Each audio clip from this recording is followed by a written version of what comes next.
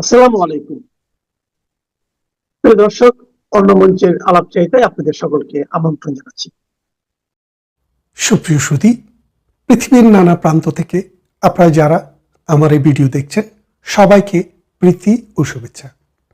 আপনারা জানেন বাংলাদেশে এখন হট কেক বলে যেটাকে বোঝায় সেটি হচ্ছে বাংলাদেশের নির্বাচন কমিশনের দ্বৈত নাগরিকত্ব বিষয়টির ফয়সালা। আপনারা যদি দেখেন বাংলাদেশের সংবিধানে সুস্পষ্টভাবে বলা আছে যে কোনো ব্যক্তি যদি দুইটি দেশের নাগরিকত্ব থাকে, অর্থাৎ বাংলাদেশের পাশাপাশি অন্য এক বা একাধিক দেশের নাগরিকত্ব যদি কোনো মানুষের থাকে, তাহলে তিনি বাংলাদেশের প্রচলিত আইন অনুসারে কোনো জাতীয় নির্বাচনে, অর্থাৎ জাতীয় সংসদ নির্বাচনে দাঁড়ানোর জন্য অযোগ্য হইবেন।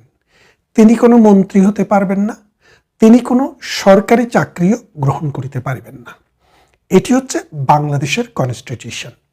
তো এখন বহু প্রতীক্ষিত একটি নির্বাচন আগামী 12ই ফেব্রুয়ারি অনুষ্ঠিত হবে।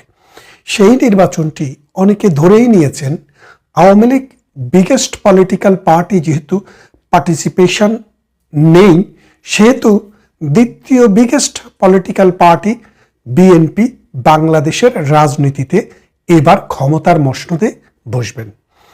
এখন বিএনপি ক্ষমতায় বসলে কে হবেন প্রধানমন্ত্রী, কে হবেন প্রেসিডেন্ট, এগুলো নিয়ে সবসময় একটা গুঞ্জন ছিল গত এক দশক ধরে। কারণ খালেদা জিয়া বয়োবৃদ্ধ, হয়তো অনেকে ধারণা করেছিলেন বিএনপি ক্ষমতায় আসলে খালেদা জিয়া প্রধানমন্ত্রী হতে পারেন অথবা প্রেসিডেন্ট হতে পারেন। কিন্তু এবার সাম্প্রতিক 30শে ডিসেম্বর গত বছর খালেদা জিয়ার ইন্তেকালের পর এখন এটি নির্ধারিত হয়ে গিয়েছে যে তারেক রহমানই বিএনপির এখন একাচ্ছত্ব অধিপতি, তার হুকুমেই দলটি চলবে। তিনি যদি 150টি আসন 151টি আসন নিশ্চিত করতে পারেন, তাহলে আগামীর প্রধানমন্ত্রী তিনিই হবেন। তো তিনি যখন প্রধানমন্ত্রী হবেন, তার দায়িত্ব এখন সবচেয়ে বেশি মিডিয়ার কাছে, বাংলাদেশের কাছে, সারা বিশ্বের কাছে এবং তার বিবেকের কাছে। তিনি যেহেতু গত 17 বছর থেকে ব্রিটেনে ছিলেন, আমি একজন ইমিগ্রেশন লয়ার হিসেবে 2 দশক থেকে কাজ করছি। এই 2 দশকের অভিজ্ঞতায় আমি যেটা দেখেছি এবং বুঝতে পেরেছি, সেটাতে আমি এটা নিশ্চিত যে বাংলাদেশে দ্বৈত নাগরিক যারা আছে তাদের মধ্যে তারেক জিয়ার নামটিও কিন্তু উপরের কাতারেই আছে। কেন আছে? তিনি যেহেতু 17 বছর ছিলেন এবং এখানকার কোম্পানি যখন তিনি ফর্ম করেছেন, সেখানে কোম্পানিতেও তিনি ডিক্লারেশন দিয়েছিলেন তিনি একজন ব্রিটিশ নাগরিক। এটা আমার কথা নয়, আপনারা রেডিও, টেলিভিশন, পত্রপত্রিকা এবং ডিবেটগুলো দেখেন, সেখানে কথাটি বলা আছে। তো তিনি ব্রিটিশ নাগরিক থাকলে সেটা ছেড়ে দিতে পারবেন না এমন কিন্তু কোনো কথা নেই। ধরলাম তিনি ছেড়ে দিয়েছেন, আমি মনে করি তারেক রহমানের সবার আগে মিডিয়াতে এসে একটি সংবাদ সম্মেলন করে বলা দরকার, আমরা বাংলাদেশের নাগরিক হিসেবে এটা আশা করি তার কাছে, ভাবি প্রধানমন্ত্রী হিসেবে তার প্রতি আমাদের দাবি যে তিনি ক্লিয়ার করে বলুক যে তিনি কখনো ব্রিটিশ নাগরিক ছিলেন কিনা। যদি ব্রিটিশ নাগরিক থেকে থাকেন, তাহলে সেই নাগরিকত্বটি তিনি কবে ছেড়ে দিয়েছেন। আর যদি তিনি কখনো ব্রিটিশ নাগরিক না থাকেন, তাহলে অতদিন পর্যন্ত তিনি বাংলাদেশে কিভাবে ছিলেন। আগামীকাল যদি, অর্থাৎ আগামী নির্বাচনে 12ই ফেব্রুয়ারিতে যদি তারেক রহমান বাংলাদেশের প্রধানমন্ত্রী নির্বাচিত হন, তাহলে তিনি তো শুধু বিএনপির প্রধানমন্ত্রী হবেন না, তিনি বাংলাদেশের 18 কোটি মানুষের প্রধানমন্ত্রী হবেন। তাই একজন বাংলাদেশের নাগরিক হিসাবে আমার কিন্তু এই দাবিটি থাকতেই পারে। আপনারা অনেকেই প্রশ্ন তুলতে পারেন, এটা তো তার ব্যক্তিগত ব্যাপার। না, বিষয়টি ব্যক্তিগত না। ব্যক্তিগত ব্যাপার হলে বাংলাদেশের সংবিধানে এবং নির্বাচন কমিশনে এই বিষয়টি আসতো না। যারাই নেতা হবেন, যারাই দেশকে লিড দিবেন, যারাই মানুষের নেতা হবেন, তাদের প্রতি আমাদের অধিকার আছে, দাবি আছে, আমরা এটা দাবি করতে পারি। কিন্তু তিনি সেটা করেননি। তাই তিনি প্রধানমন্ত্রী হওয়ার আগেই আমি আশাহত হয়েছি। কারণ আগামীর প্রধানমন্ত্রী তিনি সাম্প্রতিক একটি বক্তৃতায় বলেছিলেন, আই হ্যাভ এ প্ল্যান। তার একটি পরিকল্পনা আছে। আমরা যদিও জানি মার্টিন লুথার কিং এর কথা বলেই তিনি এই কথাটি বলেছেন। মার্টিন লুথার কিং প্রথমে বলেছিলেন আই হ্যাভ এ ড্রিম। বক্তৃতার বাকি পুরো অংশটাই তিনি তার ড্রিমের বর্ণনা দিয়েছেন। কিন্তু তারেক রহমানের কাছে আমরা তার পরিকল্পনার কথা শুনেছি, কিন্তু পরিকল্পনাটি কি সেটি আমরা শুনতে পাইনি। তাই আমরা এখন এই নির্বাচনের আগে তারেক রহমানের কাছে দাবি জানাই তিনি যেন তার পরিকল্পনাটি ক্লিয়ার করেন। দ্বিতীয় বিষয়টি হচ্ছে শুধু তারেক রহমান নয়, বাংলাদেশে আমি যাদেরকে চিনি তাদের অনেকেই নির্বাচন করছেন। একজন এনসিপি থেকে তার মনোনয়নপত্র অবৈধ ঘোষণা করা হয়েছে, তিনি হলেন এহতেশামুল হক। তিনি এবং আমি একই অঞ্চলে বসবাস করি। তিনি একাধিকবার লন্ডনে কাউন্সিলর ছিলেন এবং তিনি বর্তমানে পপলার এবং লাইম হাউসের যিনি এমপি, সেই এমপির হাজব্যান্ডও ছিলেন এবং তিনি দীর্ঘদিন থেকে এই ব্রিটিশ পলিটিক্সে অর্থাৎ লেবার পার্টির পলিটিক্সে জড়িত। আমিও এই লেবার পার্টির একজন মেম্বার হিসাবে, একজন কর্মী হিসাবে অনেক দিন কাজ করেছি। আমি জানি তিনি বাংলাদেশে এনসিপি থেকে দাঁড়িয়েছেন, তার নমিনেশনটি বাতিল করা হয়েছে, কেননা তিনি প্রমাণ করতে পারেন নাই তিনি যে ব্রিটিশ নাগরিক কিনা। ঠিক সাথে সাথে লন্ডন বিএনপির অর্থাৎ ইউনাইটেড কিংডম যে বিএনপি, সেই বিএনপির যিনি সভাপতি মালেক ভাই, তিনিও ব্রিটিশ নাগরিক, তিনিও দাঁড়িয়েছেন। নির্বাচন কমিশনকে তিনি বলেছেন নতুন বছরের ছুটি এবং খ্রিসমাসের হলিডে এইসব মিলিয়ে ব্রিটিশ হোম অফিস বন্ধ, সেই জন্য তিনি সেটি প্রমাণ করতে পারেননি। আরে ভাই, সেটি তো প্রমাণ হোম অফিস করবে না। হোম অফিস যখন কারো অর্থাৎ অ্যাপ্লিকেশন যদি অ্যাকসেপ্ট করে, তাহলে সে অ্যাকসেপ্টেন্সটি হোম অফিস জানিয়ে দেয়। তাহলে বন্ধের সাথে তো এটা সম্পর্ক নেই। সেই বন্ধের কথা ধরে ওনাকে নির্বাচনে বৈধ প্রার্থী হিসেবে ঘোষণা দিয়েছে এবং ওনাকে কন্ডিশন দেওয়া হয়েছে যে আপনি যে ব্রিটিশ নাগরিকত্ব ত্যাগ করেছেন এটার প্রমাণ আমাদেরকে এনে দিতে হবে। বিষয়টি খেয়াল করেন। এখন ব্রিটিশ দ্বৈত নাগরিকত্ব ত্যাগ করার যে প্রসেস, এই প্রসেসটাকে বলে রিনাউন্সিয়েশন অফ ন্যাশনালিটি, অর্থাৎ নাগরিকত্ব সারেন্ডার করা। এই নাগরিকত্ব সারেন্ডার করার যে প্রসেস, এই প্রসেসে হলো আপনি একটি অ্যাপ্লিকেশন করবেন হোম অফিসের কাছে। আমি একজন ইমিগ্রেশন লয়ার হিসেবে এই প্রসেসটার সাথে জড়িত ছিলাম এবং জানি। আপনাকে প্রথমে অ্যাপ্লিকেশন করবেন। অ্যাপ্লিকেশন করা মানে আপনার নাগরিকত্ব বাতিল হয়ে যাওয়া নয়। যেমন আপনি এমপি হওয়ার জন্য ভোটে দাঁড়িয়েছেন, এটা কিন্তু গ্যারান্টি না যে আপনি এমপি হতে পারবেন। জনগণ ভোট দিবে, ভোট দেওয়ার পরে সর্বোচ্চ ভোট যদি আপনি পান তাহলে আপনি এমপি হবেন। ঠিক তেমনি কোনো একটি অ্যাপ্লিকেশন করার দায়িত্ব আপনার। সেই অ্যাপ্লিকেশনের আউটকামটি কি হবে সেটি আপনার হাতে নয়, সেটি যেই অথরিটির কাছে করেছেন তাদের হাতে। তো ব্রিটেনের একটা বিষয় আপনাকে খেয়াল করতে হবে, নাগরিকত্ব নেওয়া এবং নাগরিকত্ব ছেড়ে দেওয়া দুইটাই কিন্তু শক্ত কাজ। নাগরিকত্ব নিতে হলে কিছু কন্ডিশন আছে, কিছু পরীক্ষা আছে, এগুলো সব পাশ করার পর, রুল রেগুলেশন কমপ্লাই করার পরে আপনি নাগরিকত্ব পাবেন। নাগরিক হওয়ার পর আপনি যদি ব্রিটিশ সিটিজেন হিসেবে পাসপোর্ট গ্রহণ করেন, সেই পাসপোর্টটি সারেন্ডার করতে গেলে আপনার অনেক কিছু দেখা হয়। যেমন মনে করেন একজন ব্রিটিশ নাগরিকের উপরে সরকার যেইভাবে ইনকামের উপরে ট্যাক্স ইম্পোজ করে, একজন নন ব্রিটিশের কাছে সেইভাবে করতে পারে না। কেন পারে না? এটাকে কিছু আইনগত বিষয় আছে। ধরেন অনেক ব্যক্তিগত চুক্তি থাকে, যেই চুক্তির মধ্যে বলা থাকে যে ব্রিটিশ নাগরিক হলে এটা হবে আর ব্রিটিশ নাগরিক না হলে ওটা হবে। যার কারণে একজনের নাগরিকের সাথে, নাগরিকত্বের সাথে তার সুযোগ সুবিধা, তার বিচার, তার অব্লিগেশনের কিছু সম্পর্ক রয়েছে।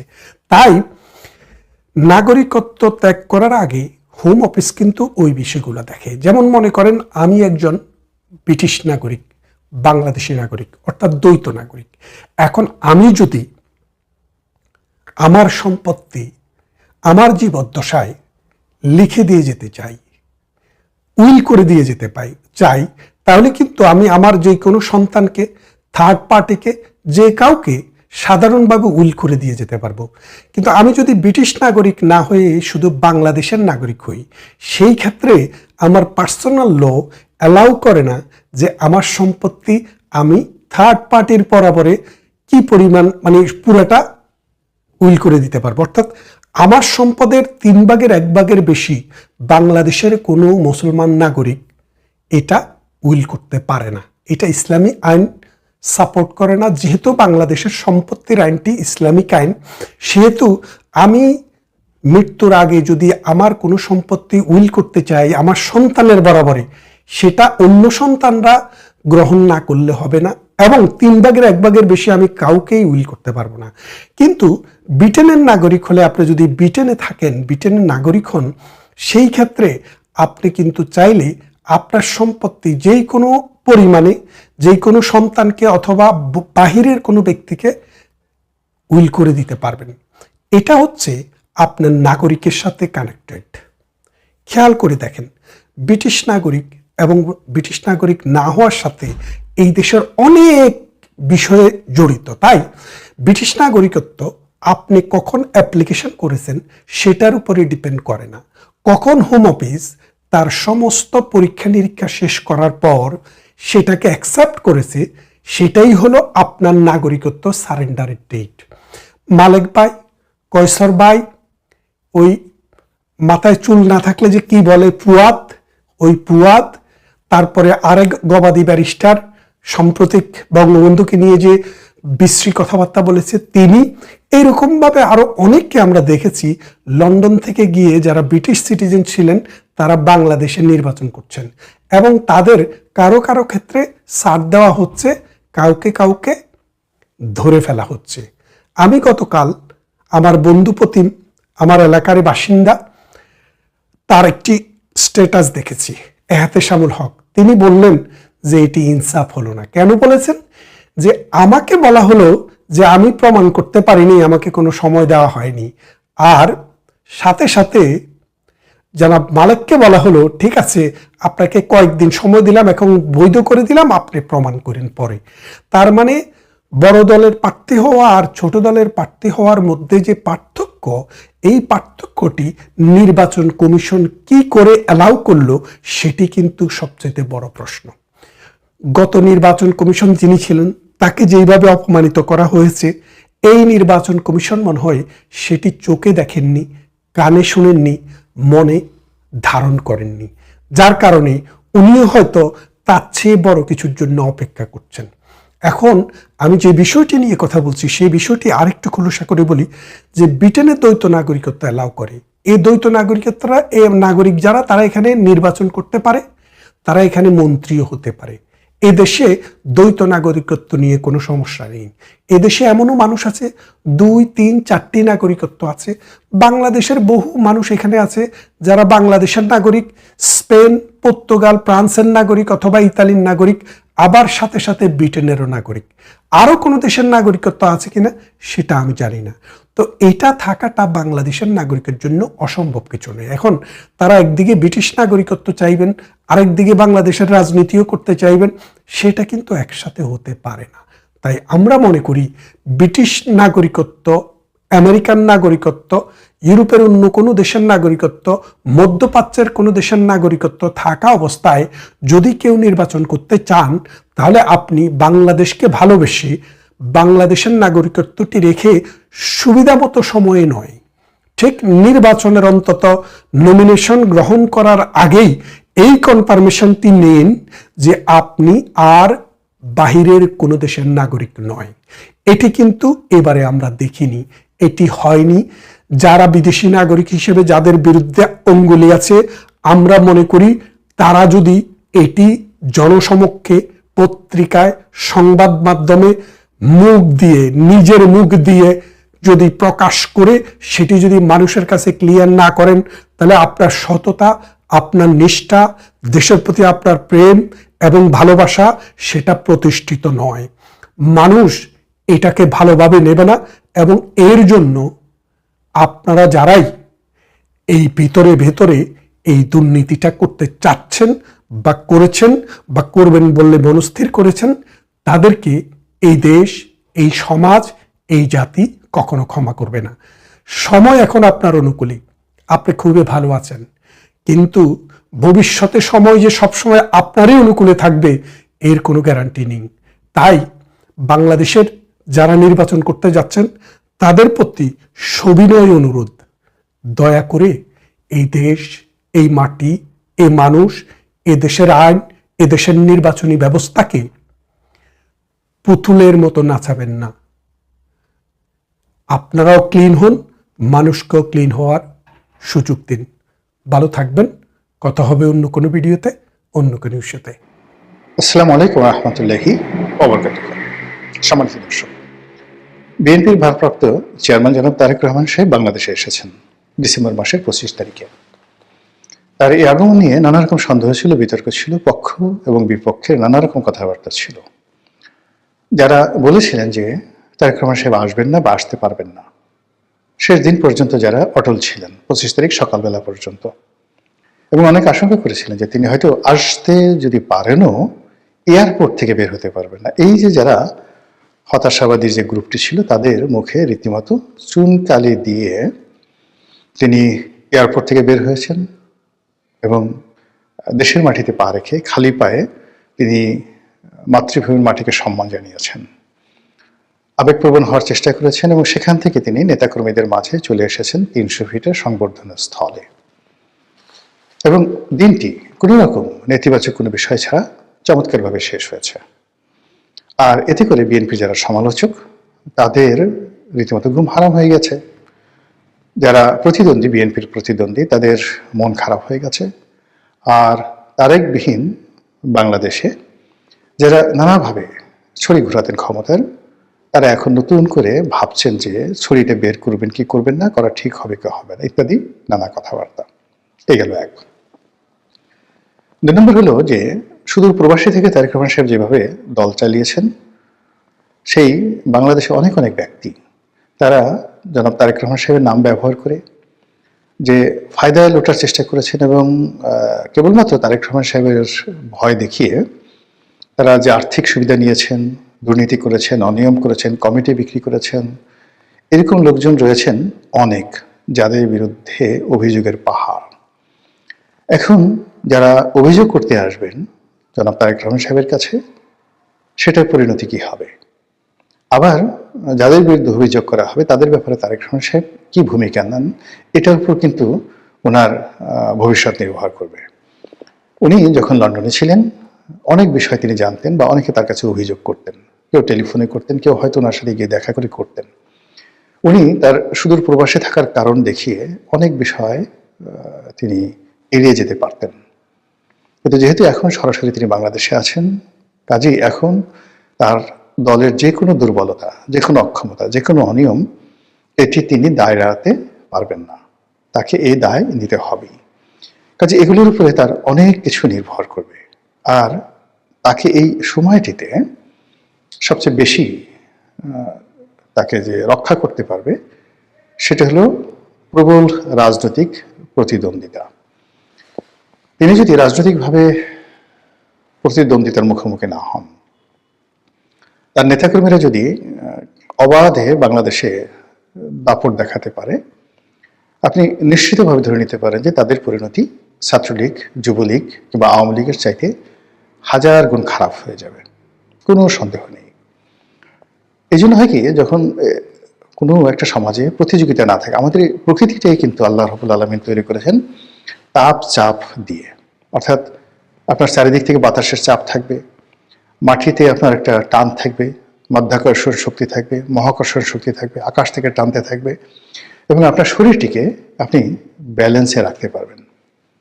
কিন্তু এই ব্যালেন্সটা যেখানে থাকে না, বাতাস থাকে না, আলো থাকে না, সেখানে মানুষ হাওয়ায় উড়তে থাকে চাঁদের দেশের মতন করে। এই জন্য আসলে শক্ত প্রতিদ্বন্দ্বী থাকা যে কোনো একজন মানুষের সফলতার জন্য সবচেয়ে ভালো।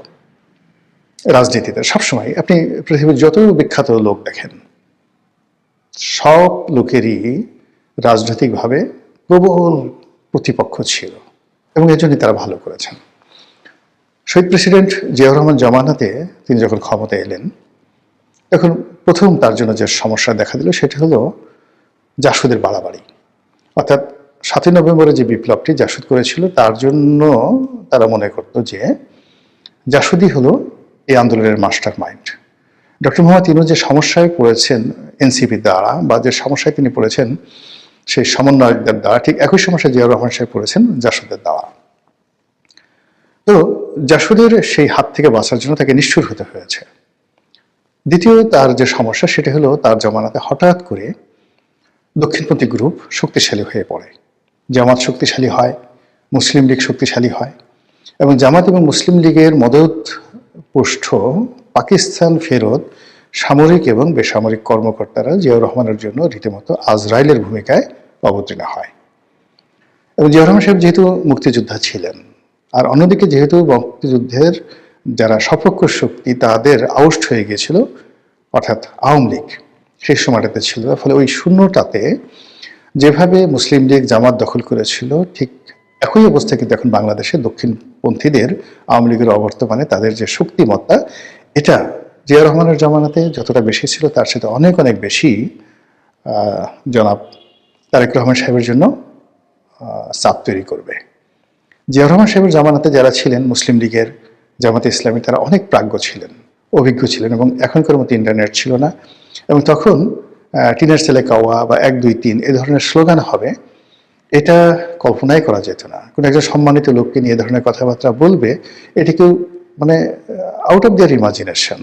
কিন্তু এখন কি হলো, এখন এমন একটা বেয়াদব জেনারেশন আমাদের সামনে চলে এসেছে, এরা সব কিছু করতে পারে, যে কোনো মানুষকে নিয়ে যে কোনো কথা বলতে পারে, যে কোনো অপরাধ করতে পারে, এবং তাদের কোনো রকম অনুশোচনা বোধ নেই, লাজ নেই, লজ্জা নেই, অপমান বোধ নেই, কিচ্ছু নেই। একটা নতুন জেনারেশনের মধ্যে চলে আসছে। ফলে তারেক রহমান সাহেবকে এই জেনারেশন মোকাবেলা করে, এবং এই জেনারেশনের যারা দক্ষিণপন্থী গ্রুপ আছেন তারা আরো ডেঞ্জারাস। এই জিনিসগুলো যদি তাকে মোকাবেলা করতে হয় আগামী দিনগুলোতে, তাহলে তার দলের অস্তিত্ব থাকবে না।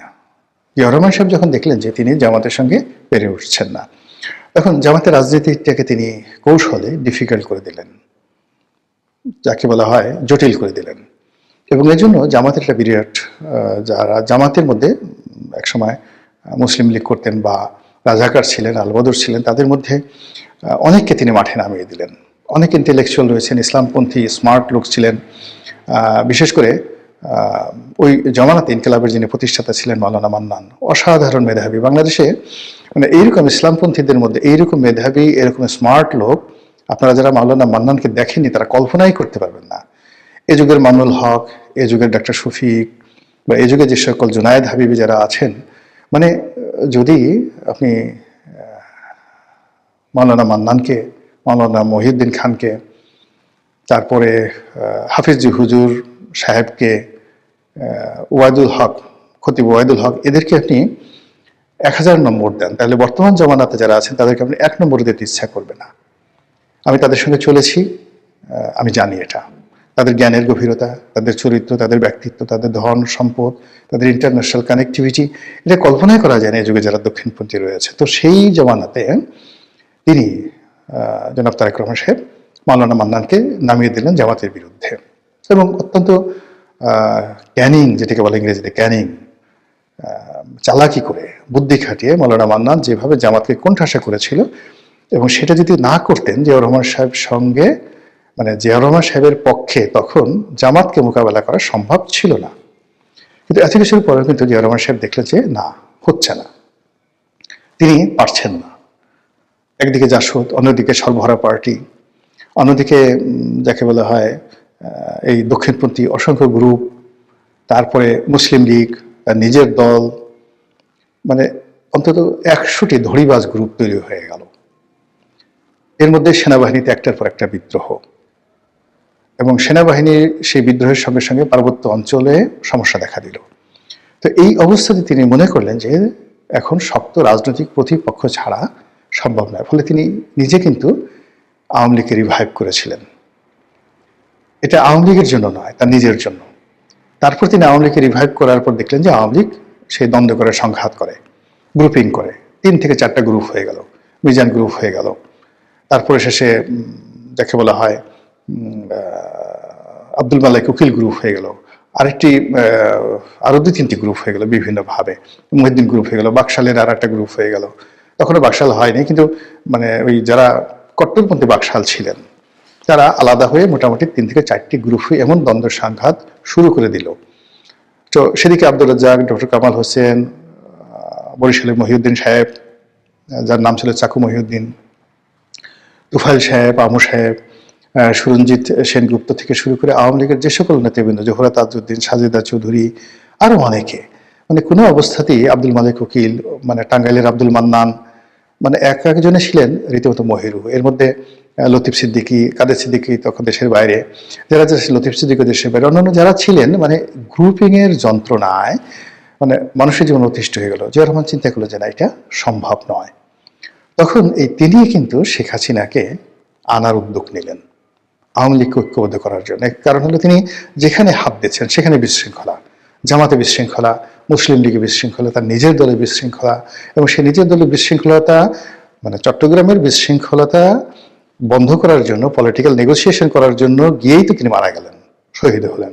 তো ওই অবস্থাতে তিনি শেখ হাসিনাকে ফেরত এনেছিলেন যেন তার একটা শক্ত প্রতিপক্ষ থাকে।